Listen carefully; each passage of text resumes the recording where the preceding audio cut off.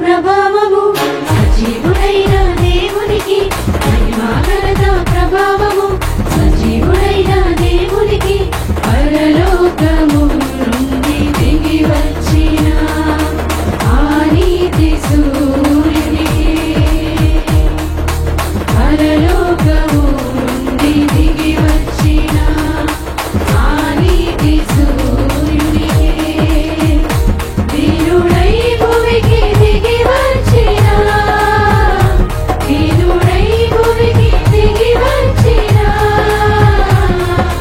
నా యేసుకే ఆరాధన, నా క్రీస్తుకే స్తుతి ఆరాధన, నా యేసుకే ఆరాధన, నా క్రీస్తుకే స్తుతి ఆరాధన, మహిమా ఘనత ప్రభావము సజీవుడైన దేవునికి, మహిమా ఘనత ప్రభావము సజీవుడైన దేవునికి.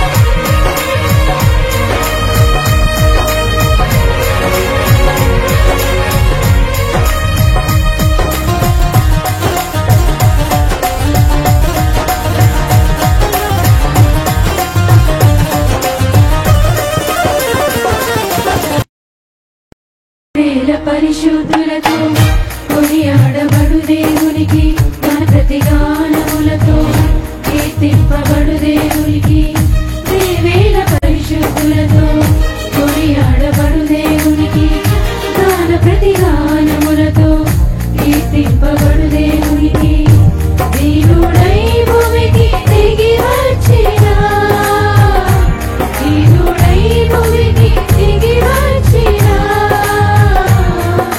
నా యేసుకే ఆరాధన, నా క్రీస్తుకే స్తుతి ఆరాధన, నా యేసుకే ఆరాధన, నా క్రీస్తుకే స్తుతి ఆరాధన, మహిమా ఘనత ప్రభావము సజీవుడైన దేవునికి, మహిమా ఘనత ప్రభావము సజీవుడైన దేవునికి.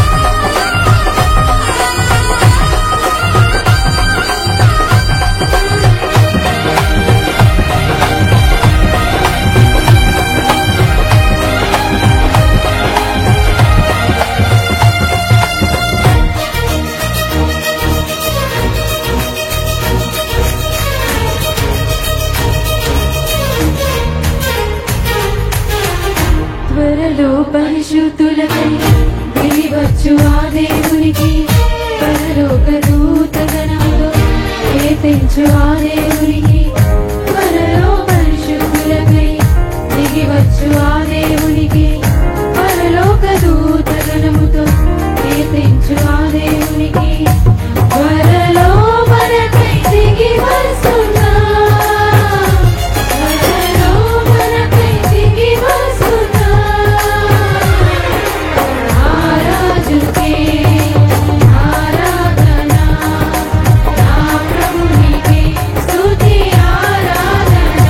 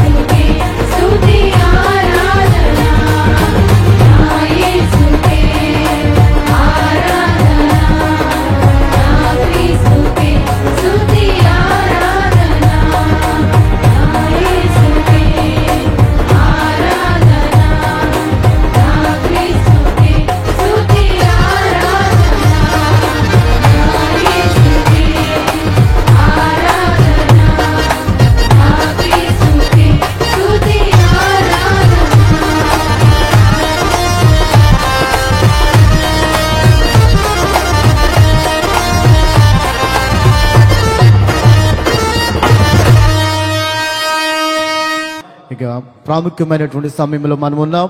దయచేసి అక్కడక్కడ తిరుగుతున్న వారు కూడా మరి వచ్చి మీ కొరకు వేయబడినటువంటి కుర్చీలో కూర్చోవలసిందిగా మనం చేస్తూ ఉన్నాం. మరి ఈ రాత్రికాల సమయంలో దేవుని వాక్యాన్ని అందించడానికి అభిషక్తులు దైవజనులు మరి ఈ సమయంలో వేదనాకమయ్య గారికి ఈ సమయాన్ని ఇస్తూ ఉండగా అందరూ చప్పట్లు కొట్టి మరి దైవ శాఖలు ఆహ్వానిద్దాం.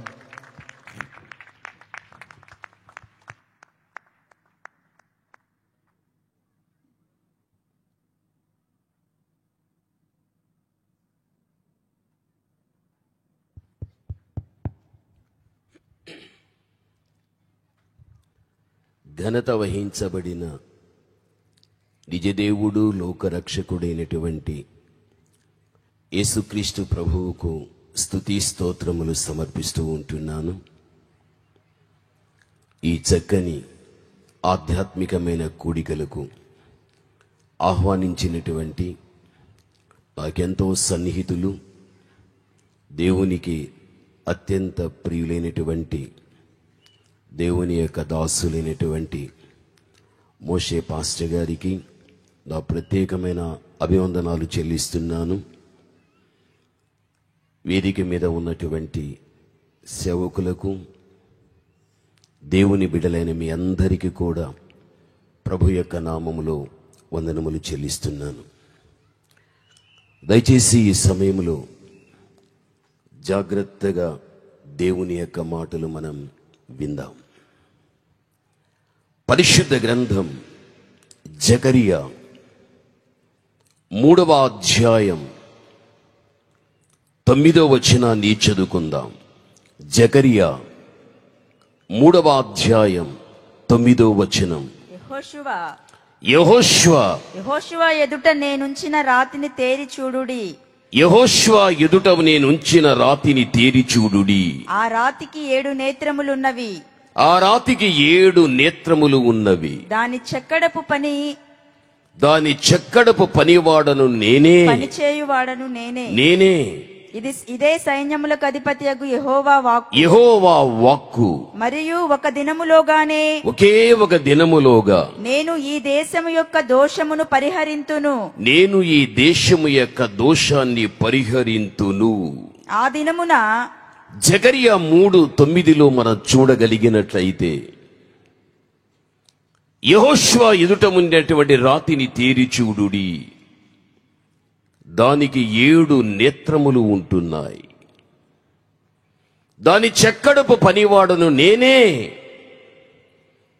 ఆ దేశము యొక్క దోషం ఒకే ఒక దినములో నేను పరిహరించగలుగుతానని దైవ వాక్యంలో మనకు కనిపిస్తూ ఉంది. యెహోషువ ఎదుట ఉన్నటువంటి ఆ రాయి ఏది? అసలుకు ఆ రాయికి ఉన్నటువంటి 7 నేత్రములు ఏంటి ఇవి? దాని చెక్కడపు పనివాడును నేనే. అసలుకు ఆ యొక్క రాయిని చెక్కిన వ్యక్తి ఎవరు? ఎందుకు రాయిని చెక్కవలసిన పరిస్థితి? ఏది ఆ దేశం? ఏంటి దాని దోషం? ఒక్క దినములో పరిహరించడమా? ప్రభునందు ప్రియమైనటువంటి వల్ల ఈ వాక్య భాగములో మనం చూడగలిగినట్లయితే యెహోషువ ఎదుట ఉంచిన రాతిని తేరి చూడుడి. ఈ రాయి ప్రకృతిలో మనకు కనిపిస్తుంది. ఆ రాయి అని నీవు అనుకోవద్దు. పరిశుద్ధ గ్రంథములో ఉన్న ప్రతి ప్రశ్నకు జవాబు ఎక్కడ కానీ మనం వెతకవలసిన పని లేదు. ప్రతి ప్రశ్నకు పరిశుద్ధ గ్రంథములోనే జవాబు మనకు దొరుకుతుంది. ఎఫెసీ 2:20 క్రీస్తు యేసే ముఖ్యమైన మూలరాయి అని మనకి ఇక్కడ చెప్పబడుచూ ఉంటున్నది. ఈడ కనిపించే రాయిగాని అర్థం చేసుకోవద్దు. ఆ రాయి యేసుక్రీస్తు ప్రభుల వారికి పోల్చబడి ఉంటున్నది. అందుకే పరిశుద్ధుడైన పౌలు ఎఫెసీ సంఘంతో మాట్లాడేటప్పుడు ఆయన ఎవరో కాదు, ఆయనే రాయి క్రీస్తు యేసే ముఖ్యమైన మూలరాయి అని బైబిల్ మనకు తెలియపరుస్తూ ఉన్నది. అసలుకు ఎందుకు యేసుక్రీస్తు ప్రభుల వారు రాయిగా పిలువబడడం, రాయికి పోల్చబడడం అసలుకు ఎందుకు? యేసుక్రీస్తు ప్రభుల వారు రాయికి పోల్చబడ్డాడు అని రాయిని పెట్టి ఆరాధిద్దామా? అది అజ్ఞానం. ఎందుకు ఆయన రాయికి పోల్చబడ్డాడు అంటే, యోసేపు మరియా క్రీస్తు ప్రభుల వారిని లేత వయస్సులో చేత పట్టుకొని యెరూషలేము దేవాలయానికి వెళ్ళి ప్రవక్త సిమియోను చేతికి ఇవ్వడం జరిగిపోయాది. సిమియోను తన చేతికి వచ్చిన యేసుక్రీస్తు ప్రభువుని గురించి అతడు ప్రవచించిన ప్రవచనం లూకా సువార్త 2:34 చూస్తే, సిమియోను వారిని దీవించి ఇదిగో అనేక హృదయాలోచనలు బయలుపడునట్లు ఇశ్రాయేలులో అనేకులు పడుటకును. ఏ మాట వినాలి మీరు? ఇశ్రాయేలీయులలో అనేక మంది వ్యక్తులు పడుటకును తిరిగి లేవటానికి వివాదాస్పదమైనటువంటి గురుతుగా ఈయన నియమింపబడి ఉంటున్నాడు. ఇది క్రీస్తుని గురించి చెప్పబడిన ప్రొఫెసీ. ఇది జన్మించిన యేసుక్రీస్తు ప్రభుల వారు ఎందుకు జన్మించాడు? పడగొట్టటానికి. ఎందుకు జన్మించాడు? లేపటానికి. అందుకే క్రీస్తు జన్మించగలిగాడు. యేసుక్రీస్తు ప్రభుల వారు జన్మించటానికి కారణాలు వాక్యరీతిగా ఎన్నో మనకుంటున్నాయి. అయితే నేటి క్రైస్తవ సమాజం క్రీస్తు యొక్క జన్మ ఉద్దేశాన్ని మరిచిపోయి ఆయన జన్మ దినాన్ని ఒక పండుగగా ఆచరిస్తూ వాక్యానికి భిన్నమైన ఎన్నో కార్యాలు చేస్తూ ఆత్మీయతను కాళ్లతో తొక్కే క్రైస్తవ సమాజం ఈ రోజున కంటికి కనిపిస్తూ ఉంటున్నది. ఎవడైనా కానీ ఎందుకు జన్మించాడు? మీకు తెలిసిన మాట, దావీదు పట్టణమందు రక్షకుడు పుట్టాడు అని రక్షణ ఇవ్వటానికి పుట్టాడు. ఇంతవరకే సమాజానికి తెలుసు. ఆయన జన్మించిన ఉద్దేశం క్రైస్తవ సమాజానికి తెలియని విషయాలు ఇందులో ఎన్నో ఉన్నాయి. చదవలేకపోతున్నారు, లేక చదివిన దానిలో ఉన్నటువంటి భావగర్భితమైన పరమాత్మికమైన సత్యములను వెలికి తీసి ఆత్మ ద్వారా బోధించేంత పరిస్థితి కూడా ఈ రోజుల్లో లేదు. అందుకే క్రైస్తవ సమాజం ఆత్మీయతలో వెనుకబడిపోయాది, ఆచారాల్లో ముందుగా ఉంటూ ఉన్నది. ఎవరికి కావాలా జీవితం? దేవుడు ఇష్టపడేవాడు కా. దేవుణ్ణి ఎంతగానో ఇబ్బంది పెట్టే జీవితం మనుష్యుడు అనుసరిస్తూ ఉంటున్నాడు. అది మంచిది కాదు. ఆయన జన్మించినటువంటి ఉద్దేశములు ఒకటై ఉన్నది. ఏమిటి అంటే, ఆయన జన్మించినది పడగొట్టటానికి,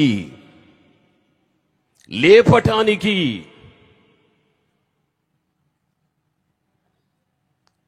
యేసుక్రీస్తు ఎవరిని పడగొడతాడు? ఎవరిని లేపుతాడు? ఎలా పడగొడతాడు? ఎలా లేపుతాడు? బైబిలు నీవు చూడు. అదే పరిశుద్ధ గ్రంథం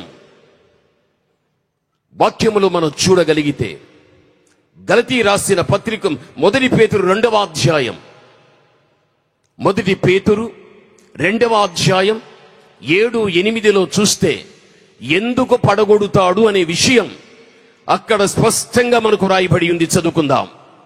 విశ్వసించుచున్న మీకు ఆయన అమూల్యమైన వాడు. విశ్వసింపని వారికైతే అయితే ఇల్లు కట్టువారు ఏ రాతిని నిషేధించిరో అదే మూలకు తలరాయి ఆయను. అది తలరాయి అయిపోయాది. మరియు అది అడ్డురాయి. ఈ మాట వినాలి. మరియు అది అడ్డురాయి, అడ్డుబండయు ఆయను. కట్టువారు వాక్యమునకు అవిధేయులై. ఇది వినాలి మీరు. కట్టువారు వాక్యమునకు అవిధేయులై తొట్టిల్లుచున్నారు. చూడండి, ఎవడైతే వాక్యానికి విధేయత చూపక అవిధేయత చూపగలుగుతాడో వాడు తొట్టిల్లుతాడు. ఎప్పుడు? క్రీస్తు యేసే ముఖ్యమైన మూలరాయి, ఆయన అడ్డురాయి. బైబిల్ చెబుతుంది ఆయన అడ్డురాయి. ఇల్లు వదిలావు, సభకు వస్తున్నావు, సభ నుండి నీ ఇంటికి ఒక చక్కని రహదారి. ఇంటిని వదిలిపెట్టి వచ్చేటప్పుడు తెలియకుండానే కింద పడిపోతావు.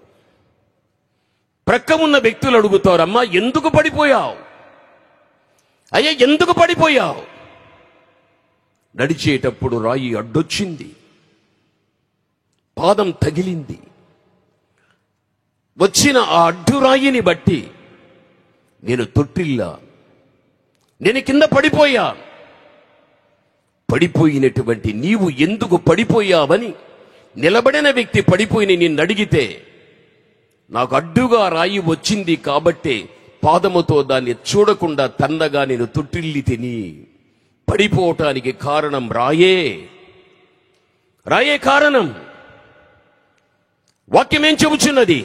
ఎవడైతే వాక్యానికి అవిధేయత చూపిస్తాడో, ఎవడైతే వాక్యానికి విధేయత చూపడో, ఎవడైతే నిజదేవుడు లోక రక్షకుడైన క్రీస్తుకు విధేయత చూపలేకపోతాడో వాని జీవితానికి దేవుడు అడ్డురాయి అయిపోతాడు. వాడు అనుకుంటాడు, నా జీవిత విధానం భూమి మీద ఎంత కాలం ఉండినా నేను చక్కగా, సవ్యంగా, సాఫీగా, సమాధాన సంబంధంగా నా జీవిత విధానం నడుస్తుంది అని అనుకుంటాడు మనుష్యుడు. ఇలా అనుకునేవాడు దేవునికి వాక్యానికి అవిధేయుడైపోతే దేవుడే వాని జీవిత ప్రయాణానికి అడ్డురాయి అయితే ఒకరోజు వాడు తొట్టిల్లి కింద పడిపోతాడు. పడిపోయిన వీడు నిజమే దేవునికి అవిధేయురాలను, చదివే వాక్యానికి వినే వాక్యానికి అవిధేయత చూపగలిగితే కాబట్టే ఈరోజు నేను పడిపోయా. వెంటనే పడిపోయిన నీవు పడిన స్థలములోనే స్పందిస్తావు. నీ పరిస్థితి నీకు తెలిసి వస్తుంది. ఎప్పుడు తెలుసా? చదవకండి, చెబుతా. సామెతలు 20:30లో చూస్తే, గాయము చేయు దెబ్బలు పడినప్పుడు అవి అంతరంగములోనికి చొచ్చి చెడుతనమును తొలగించునని బైబిల్ ఉంది. మనిషి మారటానికి సామాన్యంగా మాట్లాడుతాడు దేవుడు, మారడు. గద్దించి మాట్లాడుతాడు, మారడు. దేహం మీద గాయాన్ని రేపుతాడు, అప్పుడు మారుతాడు. ఎందుకు ఈ గాయం? అంతరంగములు ఉన్న చెడును గాయం జ్ఞాపకానికి తెప్పిస్తుంది. ఈ శిక్ష, ఈ గాయం, ఈ ప్రమాదం, ఈ కీడు నా అంతరంగములో దాగి ఉన్న చెడే దీనికి మూలం. వెంటనే జ్ఞాపకానికి తెచ్చుకుంటావు, దాని గురించి పశ్చాత్తాప పడుతావు, క్షమాపణ కోరుతావు.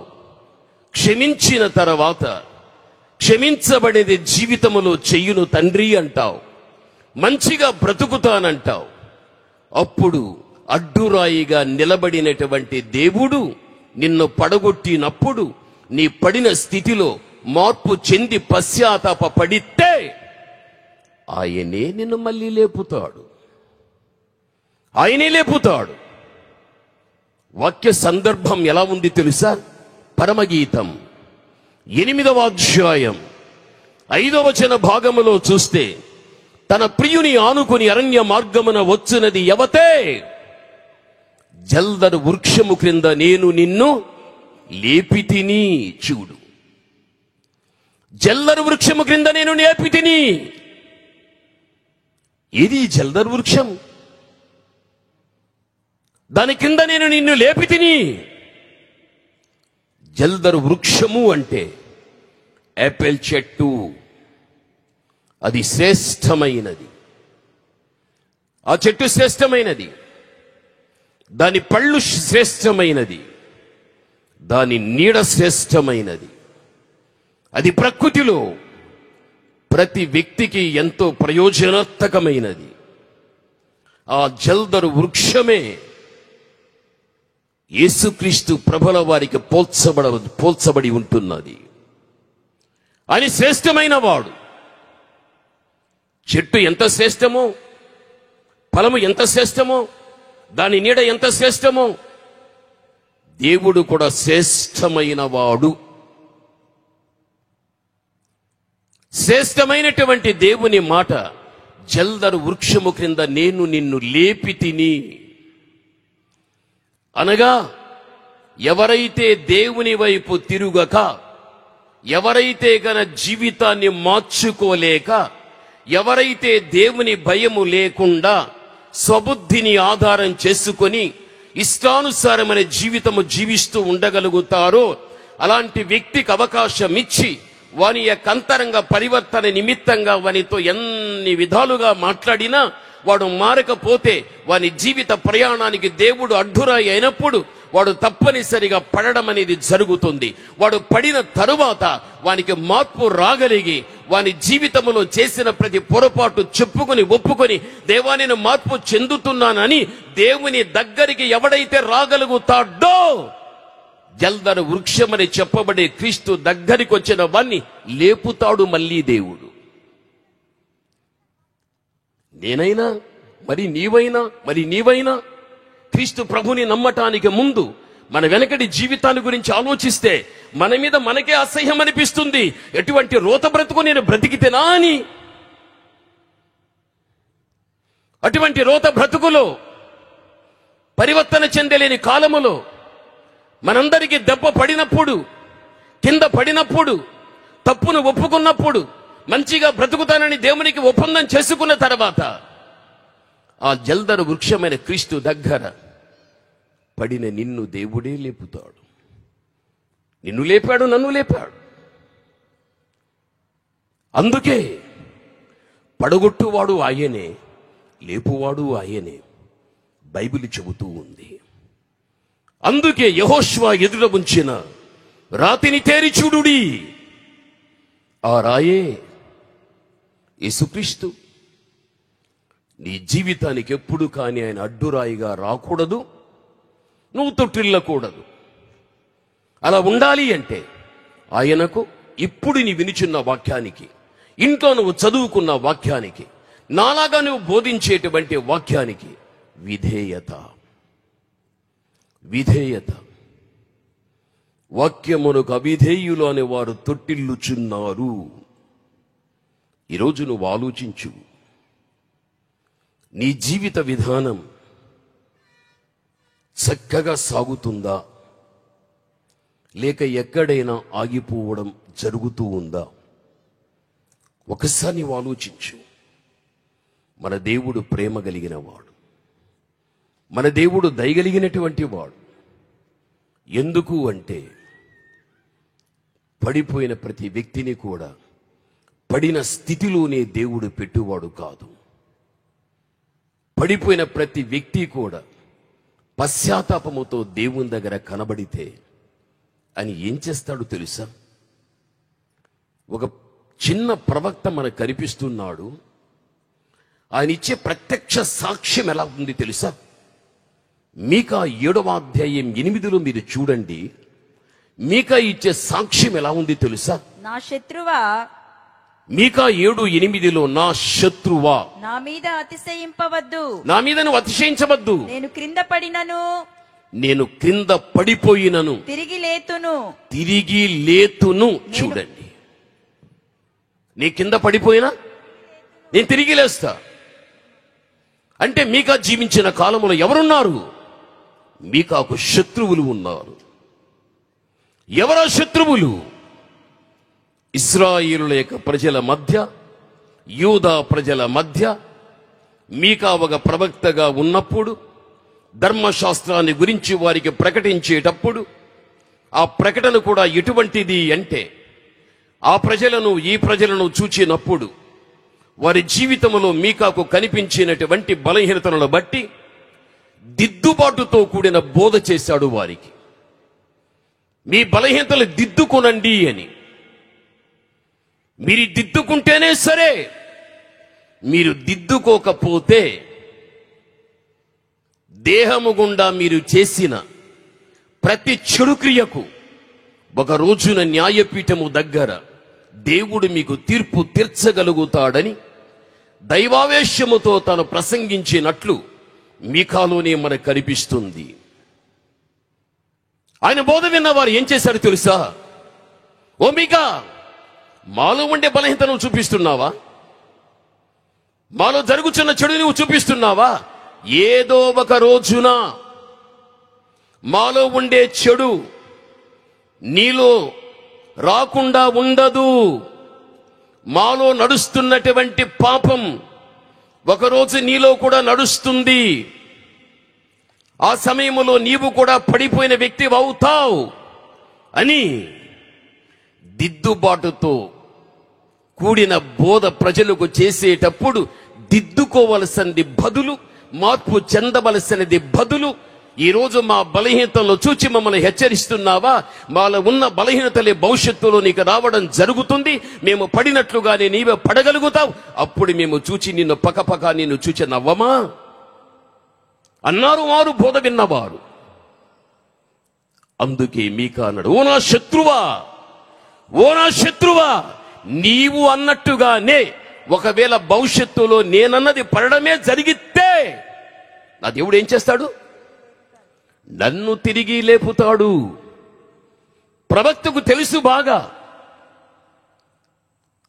దేవుని గుణమేమిటో ప్రవక్తకు తెలుసు. నేను ప్రవక్త అయినప్పటికీ కూడా, ధర్మశాస్త్రాన్ని ప్రజలకు బోధించే వ్యక్తిని అయినప్పటికీ కూడా, అనేక మంది వ్యక్తులకు నేను ఆశీర్వాదకరంగా ఉన్నప్పటికీ కూడా, అనేకులు నన్ను చూసినప్పుడు వారికి నేను మార్గదర్శకమైన వ్యక్తిగా నేను ఉన్నప్పటికీ కూడా, శత్రువు అనుకున్నట్టుగా ఒకవేళ పరిస్థితుల ప్రభావాన్ని బట్టి నేను పడిపోతే నా దేవుడు పడిపోయిన నన్ను ఏం చేస్తాడు? లేపుతాడు. మన దేవుడు లేపేవాడు. పడిన స్థితిలోనే నువ్వు అలాగే ఉండు అనేవాడు మన దేవుడు కానే కాదు. ఈరోజు నిన్ను నువ్వు స్వపరీక్ష చేసుకో. నువ్వు దేవుని కుమార్తెవు, నువ్వు దేవుని కుమారుడవు. ఇప్పుడు నీలో భక్తి నడుస్తుంది. ఈ భక్తికి ముందు ఎన్ని పర్యాలు పడిపోయాం, ఎన్ని పర్యాములు జారిపోయాం. వాటిని బట్టి ఎన్నిసార్లు దేవుని దగ్గర ఏడ్చుకున్నాం. పడకుండా తండ్రి నన్ను నిలువబెట్టు, నన్ను నడిపించు, సహాయం చేశాడు. మళ్ళీ కొంతకాలం నడిచాం, మళ్ళీ పడిపోయాం.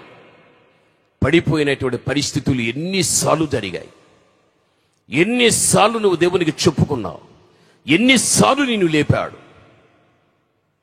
ఇక నీవు పడకుండా ఉండటానికి దేవుడిని నిలబెట్టినప్పుడు ఆ దేవుని ప్రమేయముతో నిలబడ్డావు. ఆయన ప్రమేయముతోనే నడుస్తున్నావు. ఆయన ప్రమేయముతోనే పడకుండా జాగ్రత్తగా ఆయనే నీ చెయ్యిని పట్టుకొని నడిపిస్తున్నాడు అన్న విషయం మరిచిపోవద్దు.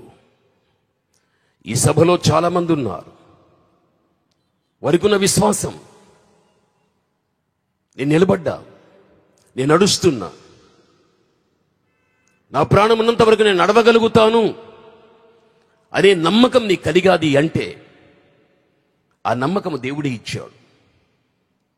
ఆ నమ్మకం నీకు దేవుడు ఇచ్చాడంటే ఆయన పరోక్షంగా ఉండి, ఆయనకు నువ్వు ప్రత్యక్షంగా కనిపించి ఆయనే నీ చెయ్యి పట్టుకుని నడిపిస్తున్నాడన్న విషయం మరిచిపోవద్దు. నేనుగా నిలబడి ఉన్నా, నేనుగా నడుస్తున్నా, అది ఒట్టిది. ఎప్పుడు కాని ప్రతి వ్యక్తి ఏ విషయములోనైనా కానీ దేవుని ప్రమేయం అనేది ఉంటేనే మన జీవితంలో ఏదైనా జరుగుతుంది. నువ్వు దేవుని ప్రక్కన పెట్టి నేను, మేము, నా వలన అనేటువంటి పదం నోట రాకూడదు. ఇది జీవితంలోనూ మర్చిపోవద్దు. ప్రభునందు ప్రియమైనటువంటి వాళ్ళ నీ మీద ఎంత ప్రేమ తల్లి, అయ్యా నీ మీద ఎంత ప్రేమ కదా. జల్లరు వృక్షము క్రింద నేను నిన్ను లేపి తిని. నిజమే, జల్లరు వృక్షమునకు పోల్చబడిన యేసుక్రీస్తు ఆయన శ్రేష్టమైన వాడు. ఆయన చెంతకొచ్చిన ప్రతి పాపిని ఆయన లేపేవాడే, కానీ తన దగ్గరికి వచ్చినటువంటి వ్యక్తిని లేపకుండా వదిలిపెట్టేవాడు కాదు. ఆయన పాపి విషయంలో చూపేటువంటి ప్రేమ లోకములో అవతార పురుషులైనా లేక ఇంకెవ్వరైనా కానీ పాపి ఎడల దేవుడు చూపించినంత ప్రేమ లోకంలో ఎవడు చూపడు. అటువంటి దేవుడు నీకు దేవుడై ఉండడం, ఆయన ప్రేమను నువ్వు పొందుకోవడం, ఆ ప్రేమను నువ్వు అనుభవిస్తూ జీవించడం జీవితంలో ధన్యతగా నువ్వు భావించు. సాటి మనిషి దృష్టిలో ఒక తప్పు చేస్తే నిన్ను ద్వేషిస్తాడు, నిన్ను ప్రక్కన పెడతాడు, అసహించుకుంటాడు. నీ తప్పితాన్ని 10 మంది వ్యక్తులకు కథలుగా చెప్పి సమాజములో, సంఘములో, కుటుంబములో తల ఎత్తుకోనివ్వకుండా నిన్ను చేస్తాడు. నీ సాటి మనిషి నీ తప్పు తెలుసుకున్న తర్వాత. దేవుడు ఎప్పుడు కానీ పాపము ద్వారా మానవునికి పాపం అవమానాన్ని తెచ్చిపెడుతుందని బైబిల్ చెబుతుంది. అని ఎప్పుడు కూడా నేను అవమానపరచలేదు. ఆయన తన ప్రేమను చూపించి ఆ ప్రేమతో నీ మార్పును చూడాలి అని ఆయన తన ప్రేమను నీకు పంచిపెట్టి ఈరోజు నీకు ఒక మంచి భవిష్యత్తు దేవుడు ఇవ్వగలిగాడు. అందుకే యెహోషువ ఎదుట ముంచిన రాతిని తేరిచూడుడి. ప్రభునందు ప్రియమైన వాళ్ళారా, ఈ రాత్రి ఆయనే రాయి. నువ్వు విధేయత కలిగి ఉంటే ఎప్పుడు నీకు అడ్డుగా రాడాయన. నువ్వు విధేయత కలిగి ఉంటే ఎప్పుడు రాడు. అని రాలేదు అంటే నీకు 2 గమ్యములు. నువ్వు జీవిస్తున్నది ఈలోక గమ్యం, నువ్వు వెళ్ళవలసింది పరలోక గమ్యం. ఈ గమ్యము నుండి ఆ గమ్యం వరకు నీకు దేవుడు చూపించిన ప్రయాణం ఆధ్యాత్మిక ప్రయాణం. ఈ ఆధ్యాత్మిక ప్రయాణములో విధేయురాలుగా ఉంటే ఏ ఆటంకము లేకుండా నిరాటంకంగా ఆత్మీయ ప్రయాణాన్ని సాగించి పిలుపు వస్తే లోక గమ్యాన్ని విడిచిపెడుతావు, పరలోక గమ్యానికి వెళ్ళిపోతావు. ఇది నీ హృదయ పలక మీద నీవు రాసుకో. బైబిల్ చెబుతుంది. దేవుడు ఇంకా ఎవరిని లేపేవాడు తెలుసా మీకు? మొట్టమొదటి తెస్సలోనికలకు రాసిన పత్రిక 4వ అధ్యాయం 16వ వచనం మీకు తెలిసిన వాక్యమే. చదువుకుందాం. మొదటి తెస్సలోనికలకు రాసిన పత్రిక 4:16. ఆర్భాటముతోను ప్రధాన దూత శబ్దముతోను దేవుని యొక్క బూరతోను పరలోకము నుండి ప్రభువు దిగివచ్చును. క్రీస్తునందుండి మృతులైన వారు మొదట లేతురు. చూడండి, లేపుతాడు. ఎవరిని తల్లి? క్రీస్తు నందు ఎవడు జీవించి ఎవడు క్రీస్తులో మృతి చెందుతాడో వాడు సమాధికి చేరిన తర్వాత ఆ మీదట క్రీస్తు రాగలిగితే ఆయన వచ్చిన తర్వాత క్రీస్తులో మృతి చెంది పాతి పెట్టబడిన వాణిని దేవుడు ఏం చేస్తాడు? లేపుతాడు. సిమియోను ప్రవక్త చెప్పినటువంటి ప్రాఫెసీ, జన్మించిన ఉద్దేశం తెలియపరిచేశాడు. పడగొట్టడం, లేపడం. నువ్వు క్రీస్తులోనే జీవించు, పరిశుద్ధతలోనే జీవించు, అందులోనే చనిపో. ఆ తర్వాత సమాధి చేయబడు. ఆ తర్వాత క్రీస్తు ఎప్పుడైనా రాని అని వచ్చిన సమయములో ఒక పరిశుద్ధుడుగా పరిశుద్ధురాలుగా జీవించి చనిపోయి సమాధి చేయబడిన నిన్ను అనే రాకడలో నిన్నేం చేస్తాడు? లేపుతాడు. లేపేవాడు మన దేవుడు. నిన్ను సమాధిలోనే ఉంచేవాడు కాదు. నువ్వక్కడే ఉండు అని చెప్పేవాడు కూడా కాదు.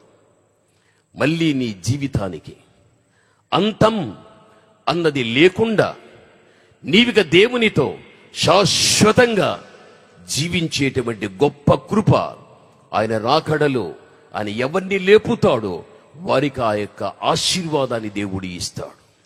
లేపబడిన వాడు మట్టి దేహం మహిమ దేహంగా మార్చేస్తాడు. మార్చినటువంటి దేవుడు పరలోకంలోనికి తీసుకెళ్లిపోతాడు. ఆ వెళ్ళిపోయినటువంటి ఆ వ్యక్తికి మరణము రానివ్వకుండా నిత్య జీవాన్ని ఇస్తాడు. అది భవిష్యత్తు ఆశీర్వాదం.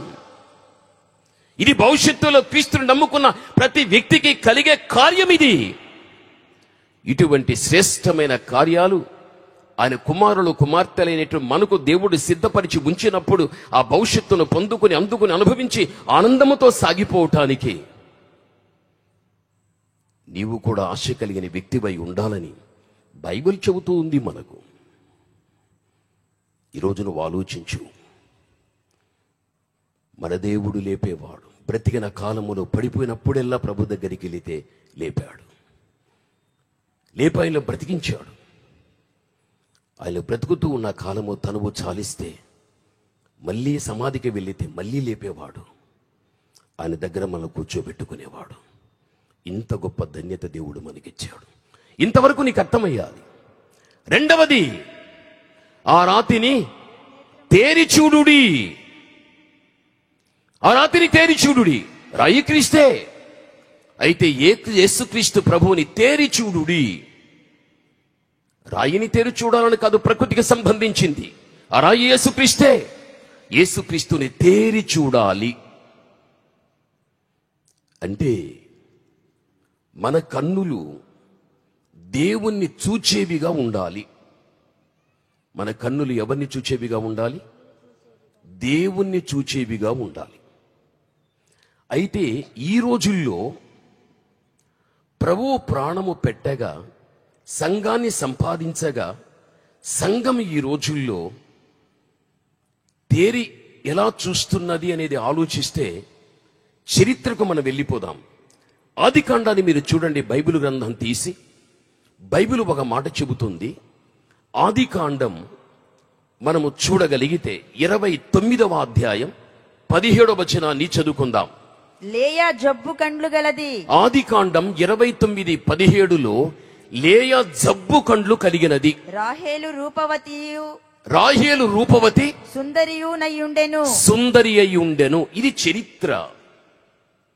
ఇక్కడ యాకోబు కనిపిస్తున్నాడు. లాబాను యొక్క ఇంటిలో ఉన్నాడు. లాబాను మోసగాడే. 7 ఏండ్లు పనిచేసిన తర్వాత యాకోబు చాలా శ్రమ పడ్డాడు, చాలా కష్టపడ్డాడు, చాలా బాధపడ్డాడు. ఎవరి కోసం? రూపవతి కోసం, సుందరి కోసం. అంత కష్టపడి 7 సంవత్సరముల ముగింపులో మోసగాడైనటువంటి లాబాను జబ్బు కండ్లు కలిగినటువంటి దానిని ఇవ్వడం అనగా యాకోబు యొక్క శ్రమకు, కష్టానికి అతనికి దొరికింది ఏదిరా అంటే జబ్బు కండ్లు కలిగింది దొరికింది. జబ్బు కళ్ళు అని మనం భాషాంతరములో చూస్తే మెల్లకన్ను అని అర్థం. మెల్లకన్ను కలిగిన వారిని మీరు చూడండి. వారు నేరుగా మనల్ని సూటిగా చూచినట్లే ఉంటుంది, మనల్ని చూడరు, ప్రక్కన చూస్తూ ఉంటారు. దృష్టి మన మీద ఉన్నట్టుగానే మనకు అనిపిస్తుంది, మన మీద ఉండదు. ఇంకో వైపు దృష్టి ఉంటుంది వారికి. 7 ఏండ్లు బాధపడి కష్టపడితే ఒక సుందరి రూపవతి కోసం అతనికి దొరికింది జబ్బు కండ్లు కలిగిందా? ఇది చరిత్ర. దీన్ని మనం ఆత్మీయంగా ఆలోచిస్తే యేసుక్రీస్తు ప్రభువుల వారు కూడా ఎంత శ్రమ పడ్డాడు, సిలువలో ఎంత కష్టపడ్డాడు, ఎంత బాధపడ్డాడు, ఎంత వేదన పడ్డాడు. ఇంత కష్టపడి ఇంత వేదన పడి ఆయన సంపాదించుకున్న సంఘం కూడా ఈ రోజున క్రీస్తు ప్రభుల వారిని చక్కగా చూడలేనటువంటి జబ్బు కండ్లు కలిగినటువంటి సంఘంగా ఈరోజు యేసు ప్రభువుకు దొరికింది. అది చరిత్ర. ఇది ఆత్మీయత. రూపవతి కోసమే, సుందరి కోసమే 7 ఏళ్ళు కష్టపడ్డాడు. పరలోకాన్ని వదిలి లోకానికి వచ్చింది. దేవుడు కూడా ఒక సుందరవంతమైన సంఘం, ఒక రూపవతి అయినటువంటి సంఘం కావాలని కష్టపడ్డాడు. ప్రాణం పెట్టి ఆయన సంపాదించినటువంటి సంఘం ఆయనకి ఎలా దొరికింది అంటే, ఎలా ఉన్నది అంటే అది జబ్బు కండ్లు కలిగింది. ఈరోజు సంఘములో ఉండే ప్రతి వ్యక్తి కూడా యేసుక్రీస్తు ప్రభువుల వారికి రూపవతిగా, సౌందర్యం కలిగిన సంఘంగా ఉండాలి. ఈరోజు సంఘాలు లేవు. సంఘాలంతా లేయాల జబ్బు కండ్లు లాంటి పరిస్థితి కలిగిన సంఘాలు యేసుక్రీస్తును చూడలేదు. యేసుక్రీస్తు ప్రభువుల వారు కోరుకునేటువంటి సౌందర్యాన్ని, రూపవతిగా, ఒక సుందరిగా సంఘాలు కనబడలేదు ఈ రోజుల్లో. ఏ సంఘాన్ని చూచినా సంఘము వెలుపట ఉన్న లోకాన్ని చూస్తున్నారు.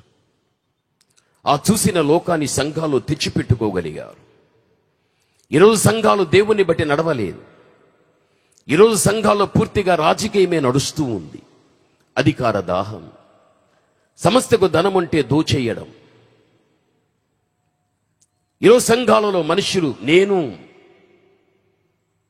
సంఘాలలో విభేదాలు, ఐక్యత కొరత, సమాధానము కొరత, ఏక మనస్సు కొరత, శత్రుత్వం, ఈర్ష్య, పగ, ద్వేషం, మనుషులుగా గుంపులు వెళుతున్నారు. ఒక్కరి మనస్సు కూడా సంఘాల్లో కలవదు. సంఘాల్లో కూస్తుంటే సనుగుతూ గొనుకుతూ వాడిలా, ఈమెలా, ఇతడిలా. యేసు ప్రభుల వారు అంత కష్టపడితే ఆయనకు దొరికిన సంఘం అలాంటి సంఘం. యాకోబు అంత కష్టపడితే దొరికింది జబ్బు కండ్లు కలిగింది. చూడు, బైబిల్ అబ్రహాం పేరు, వాడు బ్రాందీ షాప్ దగ్గర ఉంటాడు. మరియమ్మ పేరు సినిమా హాల్లో ఉంటుంది. ఋతు పేరు సెల్ ఫోన్లో వచ్చే సినిమాలు, సీరియల్ చూసుకుంటూ ఉంటుంది. యెహోషువ ఎదుట ఉంచిన రాతిని తేరి చూడుడి, రాయి యేసుక్రీస్తే. యేసుక్రీస్తును సూటిగా చూచే వ్యక్తులు ఈ రోజులు అగుపించలా, కనిపించలా. లోకం వైపు, సినిమాల వైపు, సీరియల్ వైపు, బ్రాండీ షాప్ వైపు, వ్యభిచారం వైపు చూపంతా వాటి మీద వెళ్ళిపోయారు. ఇది న్యాయమా? ఇది ధర్మమా? ఎంతకాలం ఇటువంటి బ్రతుకుతుంది ఈ సమాజం? దిద్దుపాటుతో కూడిన బోధ దైవ సేవకుల ద్వారా దైవావేశముతో ప్రకటించేటప్పుడు మానవ జీవితంలో పరివర్తన అనేది అగుపించలేదు, కనిపించలేదు. ప్రభునందు ప్రియమైనటువంటి వాళ్ళ, ఈరోజు నువ్వు ఆలోచించు. ఆయన సన్నిధిలో ఉన్నటువంటి నీ చూపు యెహోషువ ఎదుట ఉన్న రాతిని తేరిచూడుడి. సూటిగా నీ గురి దేవుని మీద పెట్టుకొని, ఎక్కడ కానీ ఇటు అటు కాక ఒక వాక్యం చూడు. సామెతల్లో ఒక మాట ఉంది, ఏమో తెలుసా? అది సామెతలు మనం చూడగలిగినట్లయితే బైబిల్లో చెప్పబడేటువంటి మాట 4:25 చదువుకుందాం. సామెతలు 4:25. నీ కన్నులు ఇటు అటు చూడక సరిగా నీ కనురెప్పలు నీ ముందర సూటిగాను చూడవలెను. చూడు, నీ కన్నులు ఇటు అటు కాకూడదు. నీ కన్నులు ఎలా ఉండాలి తల్లి? సరిగా, సూటిగా ఉండాలి. ఈరోజు మన కన్నులు, ఒక పురుషుడు, ఒక స్త్రీ ఆకర్షించబడే రీతిగా తయారైంది అనుకోగాక వెంటనే పురుషుడు ఆ స్త్రీ మీద దృష్టి పడుతుంది. ఒక స్త్రీ కూడా తను కోరుకున్నటువంటి రీతిగా ఒక పురుషుడు కనిపిస్తే తన చూపు అక్కడ పడిపోతుంది. దృష్టి స్త్రీకి కాని పురుషునికి కాని ఇటు అటు వెళ్లకుండా సరిగా, సూటిగా నువ్వు నమ్మిన నీ దేవుని మీదే ఉండాలి. నీ దేవుని మీద ఉన్నటువంటి ఆ యొక్క దృష్టిని నువ్వు మళ్లించి ఎక్కడైనా కానీ దేవునికి ఇష్టం లేని వాటి మీద నీ దృష్టిని మళ్లించగలిగినట్లయితే నీ అంతకు నీవే ప్రమాదాన్ని తెచ్చుకున్న ఒక వ్యక్తివి కాగలుగుతావని బైబిల్ మనకు చెప్పేస్తూ ఉంది. ప్రమాదాలు తెచ్చుకున్న వారు చాలా మంది ఉన్నారు. ఏమన్నాడు సాతాను తెలుసా? మీరా పండు తినే కన్నులు తెరువబడుతాయి అన్నాడు వాడు. మీ కన్నులు తెరువబడుతాయి. ఆమె ముందు వెనక ఆలోచించకబడి చెప్పిన మాట విని ఎప్పుడు వెళ్ళని చెట్టు దగ్గరికి వెళ్ళింది, ఎప్పుడు చూడని పండును చూసింది, కన్ను ఆశించింది, చెయ్యి చాచింది, తీసింది, తినింది, అంతే. భర్త కూడా ఇచ్చేసింది. వెంటనే కళ్ళు తెరువబడ్డాయి. ఆ తెరువబడినటువంటి ఆ కళ్ళలో వారు చూసింది ఏమిటి అంటే తమ దిగంబరత్వాన్ని చూశారు. రోజు దేవుణ్ణి చూసేవారు. వారి దృష్టి ఇటు పోలే. సాతాను రోజు మీ దగ్గరికి వచ్చేటువంటి దేవుని మీరు చూస్తున్నారు కదా, అనాజ్ఞను మీరు అతిక్రమించండి, దేవతలే ఆయన వలె మీరైపోతారు, మీ కళ్ళు తెరువబడతాయని వివరంగా చెప్పాడు వాడు. నిజంగానే కళ్ళు తెరువబడిపోయాయి. అంతవరకు ఏ దేవుని మీద మీరు సూటిగా చూస్తూ ఉండగలిగారో ఆజ్ఞను అతిక్రమించిన తర్వాత కళ్ళు తెరవబడింది. వారు చూడగా దిగంబరత్వం. చివరికి వారుగా చూసుకునే పరిస్థితి లేక చెట్ల చాటుకు వెళ్ళి ఆకులతో వారు పూర్తిగా దేహాన్ని కప్పుకోవడం పాపం, అవమానాన్ని తెచ్చి పెట్టగలుగుతుంది. బైబిల్ చెప్పేస్తూ ఉంది. జీవితంలో ఆదాము హవ్వ సూటిగా చూస్తున్న కాలములో మహిమ దేహమే వారిది. ఎప్పుడైతే ఆ దృష్టి ఇటు అటు కూడా అపవాది మళ్లించడం జరిగిందో వారికి అవమానం అనేది తెచ్చి పెట్టింది. రోజు వచ్చే దేవుణ్ణి చూడనివ్వకుండా చేసింది. చివరికి చెట్లు చాటున దాక్కునే పరిస్థితి వచ్చింది. వారు తప్పు చేశామని తెలిసి వచ్చింది. ఒకదాని తర్వాత ఒకటి జరిగిపోతూ వచ్చేసింది. యెహోషువ ఎదుట ఉంచిన రాతిని తేరిచూడుడి, ఆ రాయి క్రీస్తే. దేవుని పిలుపు వచ్చేంత వరకు నీ దృష్టి క్రీస్తు మీదే ఉండని. ఎక్కడ కాని లోకములో నిన్ను ఆకర్షించేవి ఏవైతే ఉన్నాయో దేవుని మీద ఉన్న దృష్టిని నువ్వు మళ్లించి ఆకర్షించే దాని మీద దృష్టి పెట్టగలిగితేవో ముందున్న కాలములో నీకు నీవుగానే ప్రమాదాన్ని తెచ్చుకుంటావు. బైబిల్లో ఒక మాట ఉంది, నీకు నీవుగా ఏ హాని చేసి కొనవద్దు అనేటువంటి ఒక మాట బైబిల్ గ్రంథంలో మనం చూస్తూ ఉంటున్నాం. చూపు చాలా చెడ్డది, ఆలోచనలు కూడా చాలా చెడ్డది. ఇది మనుష్యుడు వెంటనే పసిగట్టలేడు. ఒక పురుషుడు ఒక స్త్రీ ఒక పురుషుని చూసేటప్పుడు అది చెడ్డ చూపు అని పసిగట్టలేడు మనుషుడు. వెంట ఉన్న మనుషుడు పసిగట్టలేడు. ఒక స్త్రీని గురించి ఒక పురుషుని గురించి చెడుగా ఆలోచించేటప్పుడు చుట్టూ ఉన్న ప్రజలు దాన్ని పసిగట్టలేరు. ఇవన్నీ పరోక్షంగా జరిగిపోతూ ఉంటాయి. అయితే దేవునికి మాత్రం ప్రత్యక్షంగా కనిపిస్తూనే ఉంటాయి. కాబట్టి పైనున్న దేవుడు ఒకడు ఉన్నాడని, ఆయన సమస్తాన్ని చూస్తుంటున్నాడు అని, బ్రతికినంత కాలం ఆయన ఇచ్చిన హెచ్చరికను బట్టి దృష్టి యావత్తు కూడా, గురి యావత్తు కూడా ఆయన మీదే పెట్టుకుని నడవగలుగుతానని, నీ మోకాళ్ళు నేల మీద వేసి దేవుని అడుగు ప్రభా, నా దృష్టి ఇటు అటు వెళ్లకుండా సూటిగా చక్కగా నీ మీదే పెట్టుకుని నడిచే ఆ కృప నాకు దయచే. దేవుడు అన్నాడు కదా, పేతురు చక్కగా నడవయ్యా సముద్రం మీద. ప్రభువుని చూసేంత వరకు ప్రయాణం సాగింది. గాలి శబ్దం వచ్చిన వెంటనే ప్రభు మీద ఉన్న దృష్టి పక్కకు వెళ్ళింది. అంతే, మునిగిపోవడం. బైబిల్ ఇవన్నీ కూడా ఎందుకు రాసి పెట్టారో తెలుసా? యేసుక్రీస్తు మీద నుంచి దృష్టి ప్రక్కకు వెళ్ళి ఆయనకి ఇష్టం లేని వాటి మీద దృష్టి పెట్టగలిగితే మన జీవితం కూడా ఏదో ఒక రోజు మునిగిపోతుంది. మునిగిపోయిన వాడు కనబడడిక మరుగైపోతాడు. అటువంటి భయంకరమైన దుర్భర పరిస్థితిని ఎదుర్కోకుండా ఉండునట్లు జాగ్రత్త కలిగి ఇటువంటి వాక్యము నీకు మెలకువను కలిగించేటప్పుడు భయంతో భక్తితో బ్రతకడము నేర్చుకో. నీవు నామకార్థ క్రైస్తవుడు కాదు, నీవు నామకార్థ క్రైస్తవురాలు కాదు, నీవు నిజమైన క్రైస్తవుడవు, నిజమైన క్రైస్తవురాలవు. ఎవడ్డైనా నిన్ను చూస్తే నీవు కనబడవద్దు.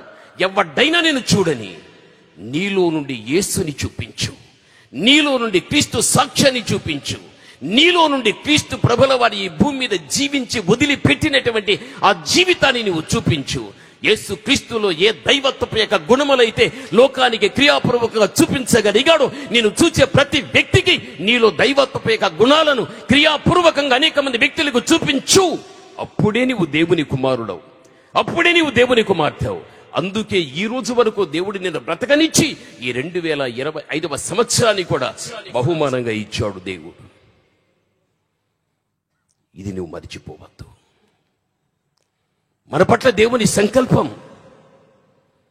మన పట్ల ప్రణాళిక ఈ విధంగా ఉంది అని దయచేసి నువ్వు అర్థం చేసుకో.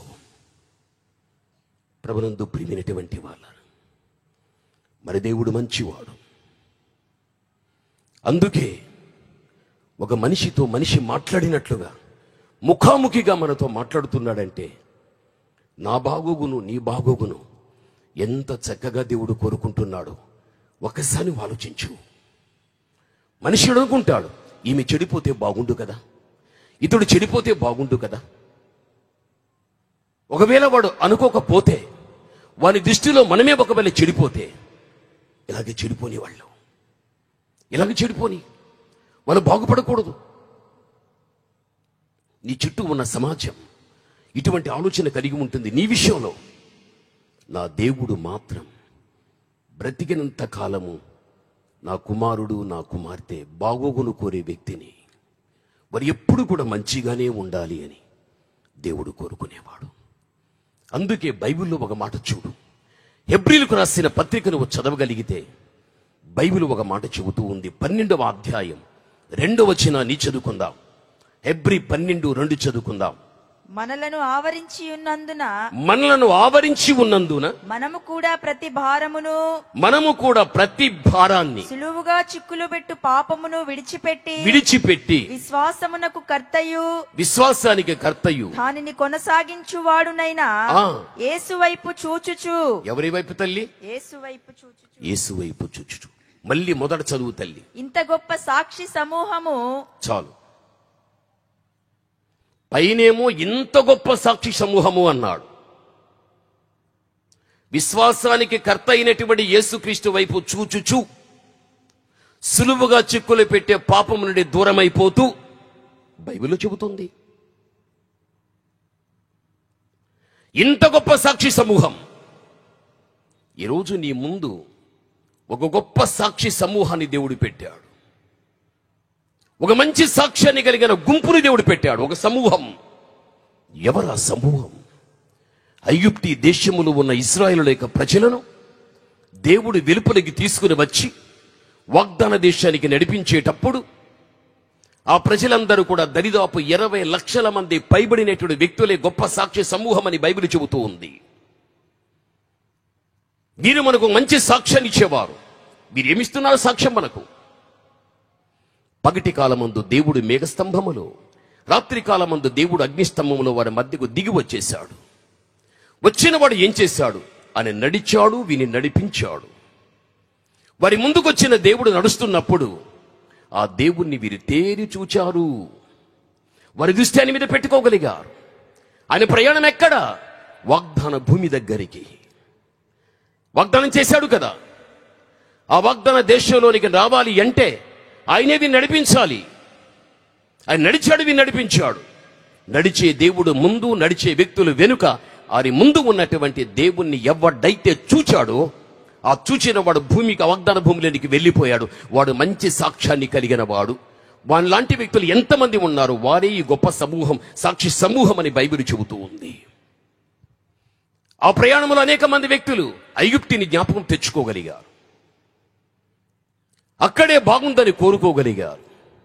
వద్దన్న ప్రాంతాన్ని దేవుడు వారికి కావలసిన ప్రాంతంలోనికి తీసుకెళ్లేటప్పుడు వద్దన్న దాన్ని కావాలని కోరుకున్నవారు ఆయన చూడలే. చెట్లలోని ఆకులు గాలికి రాలిపోయినట్లుగా ఎంతో మంది రాలిపోయి శవాలైపోయారు. వారు కాదు మనకు గొప్ప సాక్షి సమూహం. ఎవరైతే ముందున్న దేవుణ్ణి చూస్తూ ఆయన నడుస్తూ ఉన్నప్పుడు ఎవరు చూస్తూ ఆయన్ని నడిచారు? వారి గొప్ప సాక్షి సమూహం. వాగ్దాన భూమిలోనికి వెళ్ళిపోయారు. అంత గొప్ప సాక్షి సమూహాన్ని దేవుడు ఈ తరములో జీవిస్తున్న నీ ముందు దేవుడు పెట్టినప్పుడు వారు ఏ విధంగా ముందున్నటువంటి దేవుణ్ణి చూస్తూ వెళ్ళిరో ఈ రోజు నీ జీవితంలో కూడా నీ కన్నులు ఇటు అటు వెళ్ళనివ్వకుండా సూటిగా నీ జీవితంలో దేవుణ్ణి ముందు పెట్టుకో. నీవు ఆయన వెనక ముందు, దేవా నీవు నడువు, నేను నడుస్తానని నీ ముందున్న దేవుని మీదే నీ గురి, నీ దృష్టిని నీ సూటిగా చూస్తూ నువ్వు సాగిపోయిన వ్యక్తివైతే నీ ఆధ్యాత్మిక ప్రయాణం చక్కగా సాగుతుంది. పిలుపు వచ్చిన తర్వాత ఈ గమ్యాన్ని వదిలేస్తావు. అని ఇవ్వబోయే పరలోకం అనే గమ్యానికి నువ్వు వెళ్ళిపోతావు. ఇది సత్యం, ఇది వాస్తవం, సొంత మాటలు కాదు. అందుకే విశ్వాసానికి కర్త అయినటువంటి నిజదేవుడు లోకరక్షకుడని యేసుక్రీస్తుని చూస్తూ వెళ్ళిపోవాలి. మనం సులువుగా చిక్కువలే పాపాలు ఎన్ని ఉండినా అవి ఎక్కడ కానీ మనల్ని తొందర కలిగించక అభ్యంతరాన్ని కలిగించకుండా ఆయన మీద నువ్వు దృష్టి పెట్టావనుకో చక్కగా జీవితం సాగిపోతుంది. ఈరోజు నువ్వు ఆలోచించు, ఆ దేవాతి దేవుణ్ణి చక్కగా తేరి చూచేటువంటి గుణం మనకుందా? చూడు, యాకోబు జీవితంలో ఏం చేశాడు? యాకోబు ఏం చేశాడు పాస్టర్ గారు? మళ్ళీ తనకు సుందరి కావాలని, మళ్ళీ ఆ యొక్క రూపవతి కావాలని మళ్ళీ ఎన్నేళ్లు పనిచేశాడు? 7 ఏళ్లు పనిచేశాడు. అది చరిత్ర. ఈరోజు కూడా దేవుడు ప్రాణం పెట్టే ఆయనకు దొరికింది జబ్బు కండ్లు కలిగింది అంటే సంఘాలు క్రీస్తుని చూడలేదు, లోకాన్ని చూస్తూ నడుస్తున్నాయి. అందుకే దేవుడు అది ఒక రూపవతిగా చూడాలని, అది ఒక సుందరవంతమైనటువంటి సంఘంగా చూడాలి అని యాకోబు రాహేలు కోసం కష్టపడినట్లు ఇప్పుడు కూడా దేవుడు ఏం చేస్తున్నాడంటే తండ్రి యొక్క కుడి పార్శ్వమున కూర్చుని మన విషయం ఏం చేస్తున్నాడు? తల్లి విజ్ఞాపన చేస్తూ ఉంటున్నాడు. సంఘం రాహేలు వంటి రూపవతిగా, యాకోబు కావలసిన భార్య రూపవతే, సుందరే. యేసయ్య పెళ్లి కుమారుడు కదా, నువ్వు పెళ్లి కుమార్తెవు కదా, నీవు సుందరివిగా, నువ్వు సౌందర్యం కలిగిన వ్యక్తిగా చూడాలని నీ వెనుక ఇప్పుడు కూడా దేవుడు తండ్రి కుడిపార్శ్వమున కూర్చుని నీ పక్షాన ప్రార్థన చేస్తూ ఉంటున్నాడు. ఆ ప్రార్థన ఎందుకు అంటే నీవు ఆత్మీయ రూపవతి కావాలని, నువ్వు ఆత్మీయ సుందరివి కావాలి అని. చరిత్రలో యాకోబు, ఆత్మీయతలో యేసుక్రీస్తు ప్రభుల వారు. అందుకే ప్రభువు మనస్సు కలిగిన పౌలు కూడా ఏమన్నాడు? ఓ గలతీ సంఘమా, యేసుక్రీస్తు యొక్క స్వారూప్యము మీ యందు ఏర్పరచబడు వరకు మీ విషయం నేనేం చేస్తాను? ప్రసవ వేదన పడుతాను. గలతీ సంఘం ఆత్మీయతలో ఉండగలిగాది, శరీరానుసరమైన జీవితంలోకి వెళ్ళిపోయాది. గలతీ సంఘం క్రీస్తులో నడిచింది, మళ్ళీ ధర్మశాస్త్రంలోనికి వెళ్ళిపోయాది. మళ్ళీ వారిని పిలుచుకోవటానికి క్రీస్తు మనస్సు, క్రీస్తు స్వారూప్యం, క్రీస్తు అనుభవం వారికి రావటానికి బోధ ఎంత కావాలో అంత చేసేశాడు. ఇక వీలు కాలేని పరిస్థితులలో మనిషి మార్చలేడని, మనిషిని మార్చువాడు దేవుడని పౌలు మోకాళ్ళు నేల మీద వేసి ఉపవాసాల ఉండి ఒక తల్లి గర్భాన్ని ధరించి ఒక బిడ్డను కనేటప్పుడు ఎంత వేదన, ఎంత నొప్పి పడుతుందో క్రీస్తు స్వారూప్యం గలతీ సంఘములో ఉన్న వ్యక్తులకు వచ్చేంత వరకు అంత ప్రసవ వేదన పడగలిగాడు. సంఘం రూపవతిగా కావాలి అని. ఈరోజు నువ్వు ఆలోచించు, దేవుడు నీకిచ్చిన సంఘ కాపరి, నువ్వు నమ్మిన నీ దేవుడు, అక్కడ ఆయన ప్రార్థన, ఇక్కడ దేవుడు నీకిచ్చిన సేవకుడు. ఆయన మన ఆలోచన అదే, నీ సేవకుని ఆలోచన అదే. ఆయన ప్రార్థన అదే, నీ సేవకుని ప్రార్థన అదే. నీవు జబ్బు కండ్లు కలిగిన దానివిగా, సూటిగా చూడలేని వ్యర్థమైన వాటిని చూసే పరిస్థితి ఉందని, ఆయన్నే చూడాలని నీ సేవకుడిక్కడ, నీ దేవుడు అక్కడ. ఒకే ఆలోచన. నీ వెనుక ప్రయాస తీసుకుంటున్నాడు దేవుడు, నీ సేవకుడు మరిచిపోవద్దు. నీవు రాహేలు భౌతికమైన సౌందర్యం కలిగింది, నువ్వు ఆత్మీయమైన సౌందర్యం క్రీస్తు స్వారూప్యంలోనికి మార్చబడటానికి. ఈరోజు నువ్వు ఆలోచించు, ఎలా ఉంది మన జీవితం? ప్రభునందు ప్రియమైనటువంటి వాళ్ళ, బైబిల్ ఏం చెబుతుందో తెలుసా? ఆనాటికి 7 నేత్రములు అంటున్నాడు. రాయి యేసుక్రీస్తే. రాయి క్రీస్తైన తర్వాత ఆయనకి ఎన్ని నేత్రాలు? 7 నేత్రములే. 6 ఉండకూడదా? 8 ఉండకూడదా? 6కు 8కి మధ్య ఉన్న సంఖ్యను తీసుకొని అన్ని నేత్రములను నేను కలిగిన వాడను. బైబిల్ ప్రకారంగా చూస్తే 7 అనే సంఖ్య దేన్ని సూచిస్తుంది తల్లి? సంపూర్ణతను సూచించగలుగుతుంది. 7 సంపూర్ణ సంఖ్య అనగా మన ప్రభువు సంపూర్ణమైన దృష్టి కలిగిన వాడు. ఇర్మియాలో ఏమన్నాడు? కంటిని నిర్మించిన వాడు కానకుండునా. ఆయనకి మరుగైంది ఏది లేదు అసలుకు. ఆయన సంపూర్ణమైన దృష్టి కలిగిన వాడు. మనుష్యుడు సాటి మనిషికి మరుగైపోయి రహస్య పాపాలు చేసి మనుష్యుడు చూడలేదు నేను చేసిన తప్పని చాలా సంబరపడిపోతాడు. వాడొక మెంట్లోడు, వాడొక పిచ్చోడు. పైన దేవుడు ఒకడు ఉన్నాడు, ఆయనకి 7 నేత్రాలు ఉన్నాయి, ఆయనకి మరుగైంది ఏదీ లేదు, ఆయన చూస్తున్నాడు. మనిషి చూడలేదని సంబరపడుతావు, అయితే చూసే దేవుడు ఒకడు ఉన్నాడు అని. జ్ఞానం ఉండి కూడా లేని ఒక అజ్ఞానంగా నీ జీవితాన్ని వ్యవహరిస్తూ ఉంటున్నావు. మన దేవుడు సంపూర్ణమైన దృష్టి కలిగిన వాడు. అయితే ఇంత సంపూర్ణమైన దృష్టి కలిగిన దేవుడు తన 7 నేత్రములతో ఆయన ఎక్కువ చూసేది దేన్ని తెలుసా? జకరియా 4వ అధ్యాయం ఒక్కసారి మనం చదువుకుందాం. 10వ వచనం. జకరియా 4:10 మనం చదువుకుందాం. కార్యములు అల్పములై ఉన్న కాలమును, కార్యములు అల్పమై ఉన్నటువంటి కాలములు తృణీకరించిన వాడు ఎవడు? లోకమంతటను సంచారము చేయు, లోకమంతటా సంచారము చేయు యెహోవా యొక్క 7 నేత్రములు, యెహోవా యొక్క 7 నేత్రములు జెరుబ్బాబేలు చేతిలో జెరుబ్బాబేలు చేతిలో ఉన్న గుండు నూలును చూచి ఆయన సంతోషించెను.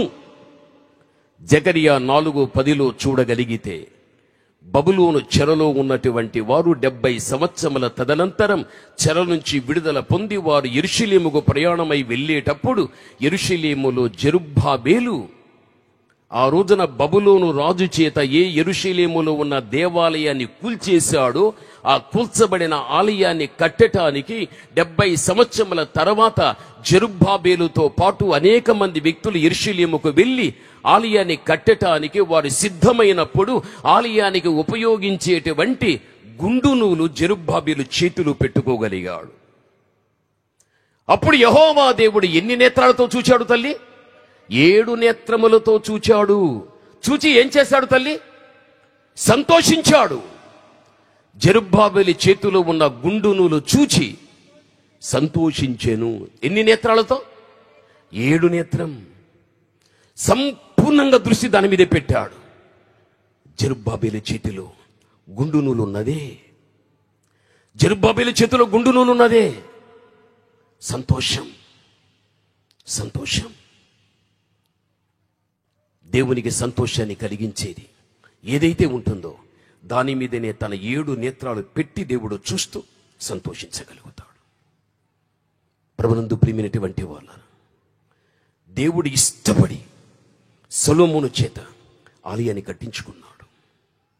పర్వతాల్లో నుండి దేవుడు మాట్లాడేవాడు, ప్రత్యక్షపు గుడారములో మాట్లాడేవాడు. చివరికి దేవుడు ఇష్టపడి సొలొమోనుతో కట్టించుకోగలిగాడు. ప్రపంచవ్యాప్తంగా చెదిరి ఉన్న ప్రతి ఒక్క వ్యక్తి దగ్గర యేసుక్రీస్తు దేవాతి దేవుని యొక్క నామం ఒక ప్రసిద్ధి కలిగినటువంటి నామముగా ఉండాలి అని, సర్వలోకములో చెదిరి ఉన్న ప్రతి మనిషినికి దేవుడు పూజ్యనీయుడుగా ఉండి కొనియాడబడాలని చక్కగా కట్టించుకోగలిగాడు.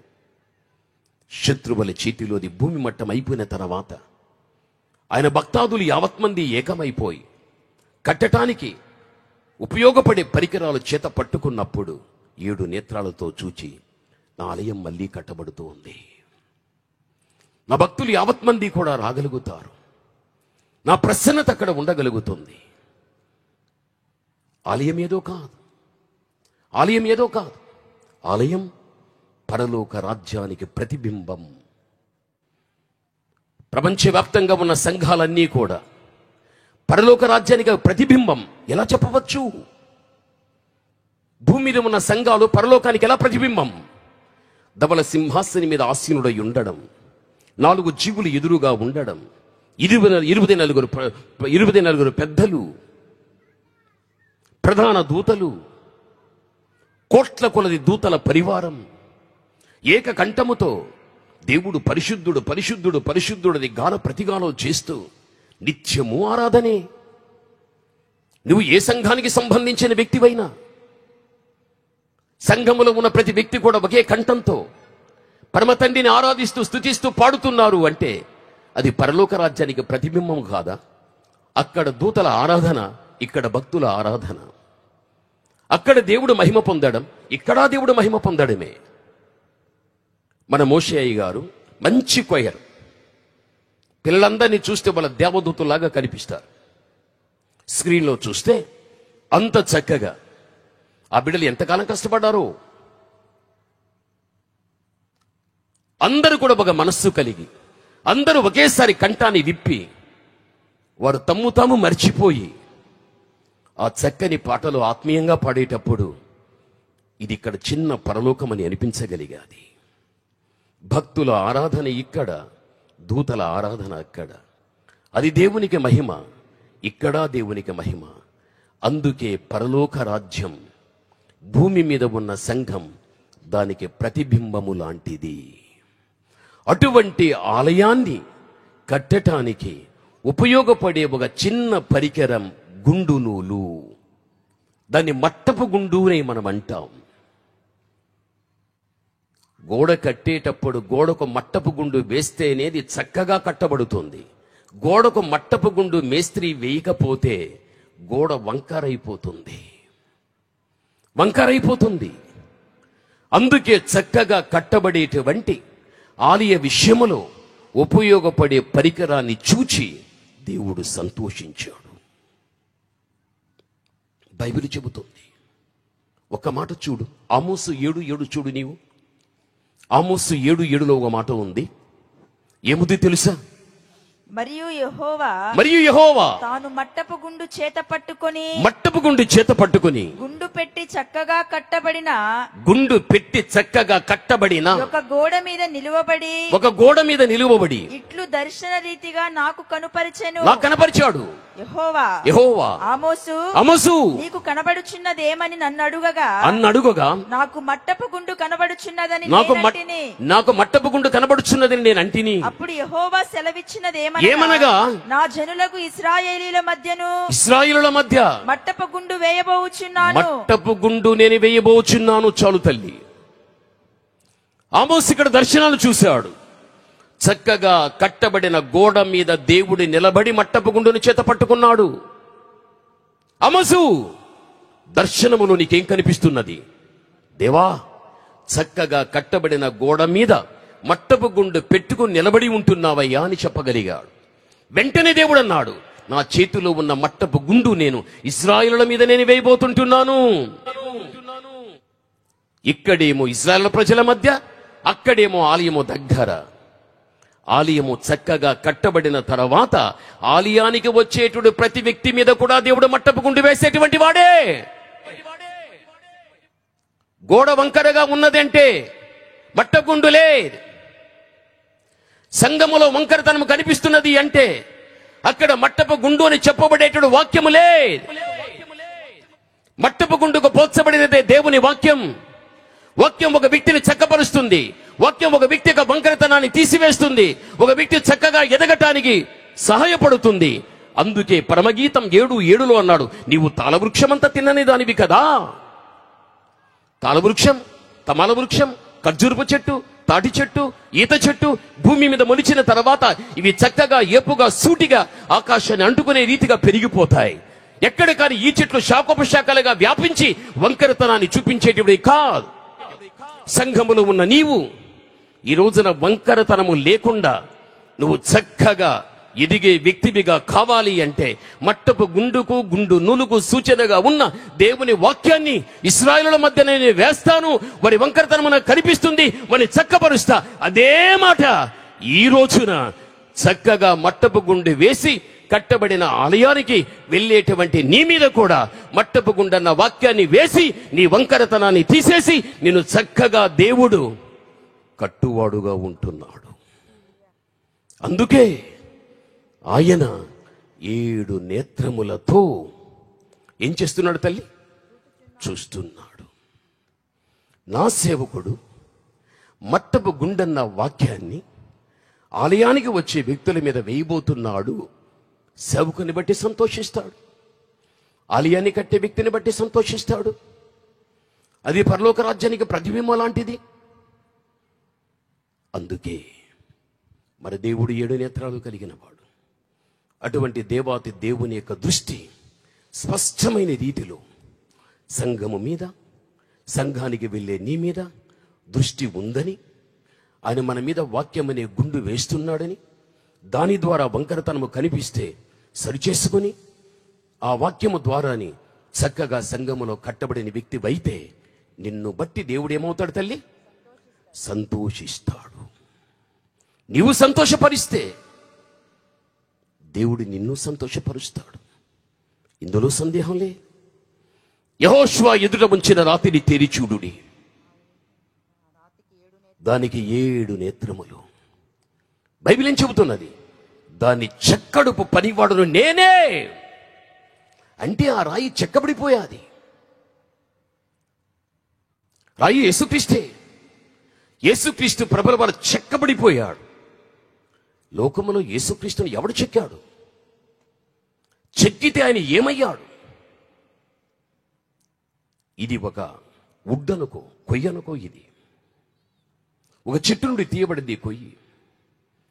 ఒక శిల్పి వచ్చి దీన్ని ఈ విధంగా స్టాండ్ చేయాలని అనుకుంటే దానికి ఉపయోగించవలసిన పరికరాలు ఉపయోగించి చెట్టు నుండి తీయబడిన కొయ్యను ఈ చక్కగా దీన్ని తయారు చేశాడు. ఇది చెక్కబడితేనే దీనికి ఒక ఆకారం వచ్చింది. చెక్కబడితేనే ఒక కుర్చీ, ఒక టేబుల్, చెక్కబడితేనే ఒక సెల్ఫ్. చెక్కబడకుండా ఒక చెట్టు కొమ్మ ఒక ఆకారానికి, ఒక పనికి అది ఉపయోగపడదు.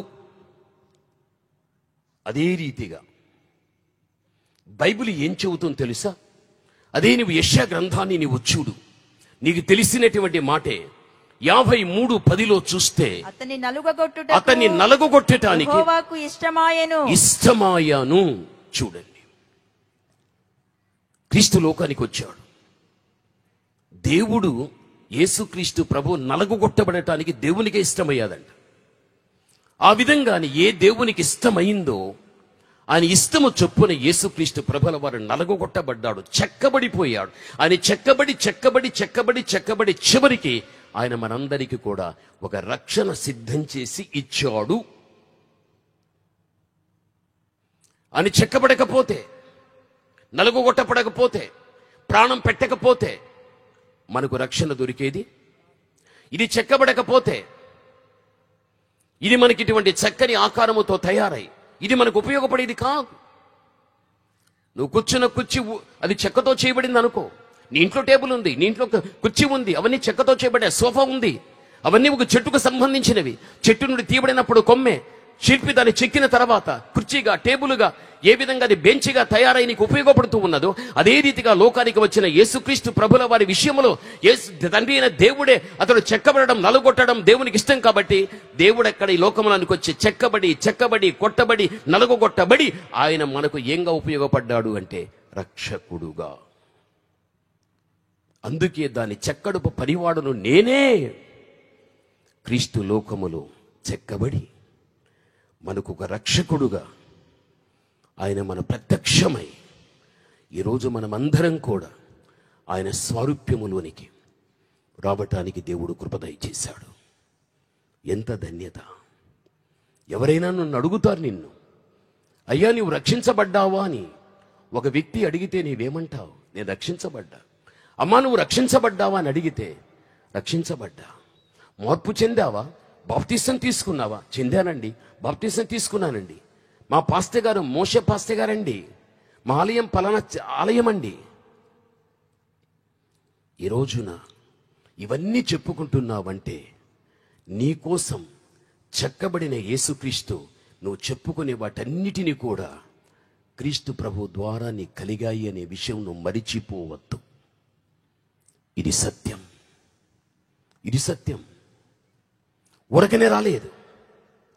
రవంత మంచిందా, రవంత నీతుందా? ఓ రక్షణలో సాగిపోతున్నావా?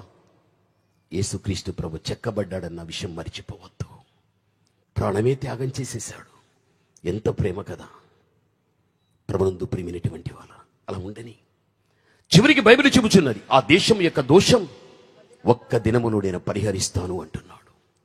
నిజమే, ఆ దేశము దోషం ఎన్ని సంవత్సరములైనప్పటికీ సరే, ఆయన దగ్గరికి మార్పు చెంది పశ్చాత్తాపముతో రాగలిగితే ఒకే ఒక దినం అన్ని సంవత్సరముల పాపాన్ని క్షమించి దేవుడు ఆ వ్యక్తికి సంపూర్ణమైన విమోచన ఇవ్వగలుగుతాడు. పాపాత్మురాలు, వ్యభిచారం చేత పట్టబడినది జక్కయ్య కాని, సిలువ మీద ఉన్న దొంగ కాని, బైబిల్లో అక్కడక్కడ మనం చూస్తే తప్పిపోయిన కుమారుడు కాని, సంవత్సరాల కొద్ది వీరు తప్పు తప్పు చేస్తున్నాం, ఇది మంచిది కాదు దైవ దృష్టిలో అని మార్పు చెంది తప్పులు ఒప్పుకున్న తర్వాత వారి అన్ని సంవత్సరముల పాపం ఒకే ఒక దినములో క్షమింపబడిపోయావు. నేడు నీవు నాతో కూడా ఎక్కడుందువు? పరదేశులో. అది నిజమైన మార్పు, అది నిజమైన అంతరంగ పరివర్తన. నీ జీవితంలో కూడా నిజమైన పరివర్తన కలిగి, ప్రభా సంవత్సరాల తరబడి మీ వాక్యాన్ని వింటూ పాపాన్ని విడిచిపెట్టలేకుండా జీవించగలిగాను. సంవత్సరముల పాపము నాలో ఉంటుంది ప్రభా, నేను నిజంగా మారుతున్నాను, క్షమించేయి తండ్రి, నేను ఇక మంచి బిడ్డగా జీవిస్తానని నువ్వు దేవుని దగ్గర నిజమైన మార్పు కలిగి పశ్చాత్తాపడితే నీ అన్ని సంవత్సరముల పాపాన్ని ఆ దినమందే దేవుడు క్షమించి నీకు విమోచన ఇచ్చి పరలోక రాజ్యానికి వెళ్ళటానికి దేవుడు మార్గాన్ని సిద్ధం చేసి పెట్టగలుగుతాడు. అదే బైబిల్ చెబుతుంది. యెహోషువ ఎదుట ఉంచిన రాతిని తేరిచూడుడి, దానికి 7 నేత్రములు, దాని చెక్కడుపు పనివాడును నేనే, ఆ దేశపై దోషం ఒక్కరోజును నేను విమోచించగలుగుతాను. ఈ రాత్రికాల సమయమందు విన్న వాక్యం, గ్రహించిన వాక్యం, నీ అంతరంగములో వాక్యం నీవు స్పందించేటట్టుగా అది నీలో పనిచేయటానికి అవకాశం ఇచ్చిన వ్యక్తిగా నీ ఉంటే దేవుడు కార్యం చేస్తాడు. దయచేసి కళ్ళు మూసుకుందామా? నువ్వు కూర్చున్న స్థలములోనే దయచేసి నువ్వు కళ్ళు మూసుకొని ఒక చిన్న ప్రార్థన నువ్వు చేయి. ఒక చిన్న ప్రార్థన. అవిధేయుడుగా జీవించకు. అడ్డురాయిపోతాడు దేవుడి నీకు. ఆయన చూసే కళ్ళుగానే ఉండాలి. ఇటువంటి వెళ్ళకూడదు, సూటిగా ఉండాలి. బైబిల్ చెబుతుంది ఆయన చెక్కబడ్డాడు నీకు ఒక స్వరూప్యము తీసుకురావాలని. నీ పాపం ఎన్ని సంవత్సరములదైనా నిజమైన మార్పు కలిగి పశ్చాత్తాపడితే ఒకే ఒక దినములో దాన్ని దేవుడు క్షమించేస్తాడు. అంత ప్రేమ దయ కలిగిన వాడు. అమ్మా, అయ్యా, చిన్న ప్రార్థన చేస్తావా? చిన్న ప్రార్థన చేస్తావా? విని వెళ్ళిపోవద్దు. ఒక పరిష్కారం కావాలి నీకు. ఈరోజు నువ్వేమై ఉన్నావో నీకు తెలుసు. నీవు ఏం కావాలని దేవుడు కోరుకుంటున్నాడు. నేను ఎలా ఉండాలని కాదు, కానీ దేవా, నేను ఎలా ఉండాలని నీవు కోరుకుంటున్నావో నీలాగానే తండ్రి నా జీవితాన్ని చెయ్యి. దేవుడు సాయం చేస్తాడు. మంచి యేసయ్య, ఘనమైన మీ నామమునకు స్తోత్రములు. ఈ రాత్రి నాతో మరి మాతో అందరితో మీరు మాట్లాడితిరి. మీ వాక్యం బలము కలిగినది, మాలో శక్తివంతంగా పనిచేసేటువంటిది. అవకాశాన్ని ఇచ్చి మీ చిత్తము చొప్పున మేము జీవించి మిమ్మల్ని మహిమపరిచేటువంటి బిడలగా మమ్మల్ని మీరే తండ్రి దీవించమని ప్రార్థిస్తున్నా. ప్రతి బిడ్డను వ్యక్తిగతంగా కుటుంబ పరంగా మీరు ఆశీర్వదించండి. వారి పిల్లలను మీరు దీవించండి. మీ దీనదాసుల్ని తండ్రి మీ చేతులు కర్పిస్తున్నా. తనకిచ్చిన దాసురాలను, తనకిచ్చినటువంటి బిడ్డలను మీ చేతులు కర్పిస్తున్నాను.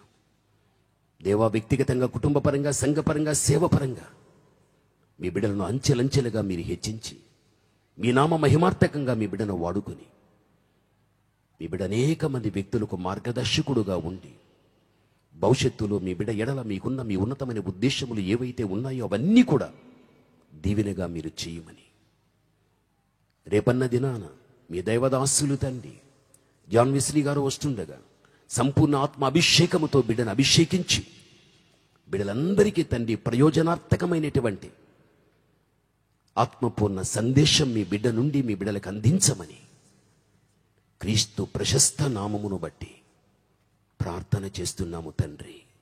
ఆమేన్. ఆమేన్. అందరికీ వందనాలు. Praise the lord.